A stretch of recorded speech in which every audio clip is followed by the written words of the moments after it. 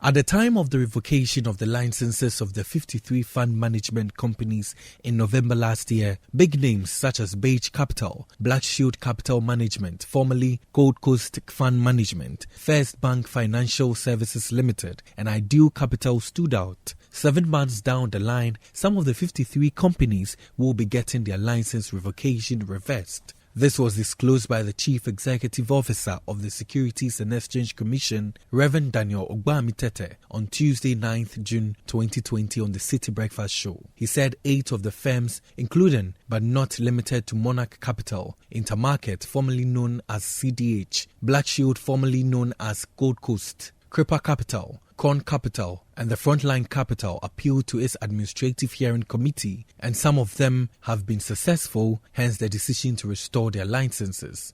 So there were 8 firms that appealed, and this was soon after the revocation. They appealed against the revocation process. So the administrative hearings committee, which excludes myself or the executives, have within this period also been meeting the various firms and hearing their cases, and I can confirm that they have recently completed hearing these cases, and some of them were successful, some of them were not successful. If you are successful, it means that your appeal to have the revocation lifted, has been successful. We'll be publishing.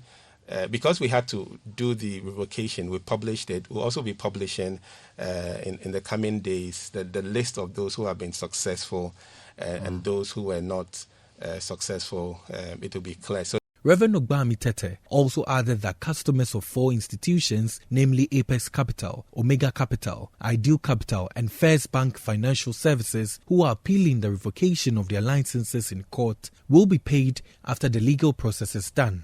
And if the companies who have had their decisions, their issues decided on by the AHC, if they decide to go to court, then the customers of those companies will have to wait for the outcome of the court process. According to the SEC, it has validated over 50% of all claims filed, and even though there are some discrepancies in the amounts claimed by clients and the amounts validated by the SEC, it was still working with government to expedite some payment.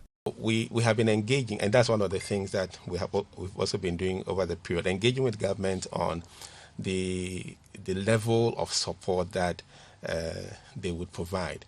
And the position is we need to have a view of the exposure, the actual validated exposure. Then we can make a determination as to what will be done, whether it will be X%, 100%, etc., etc.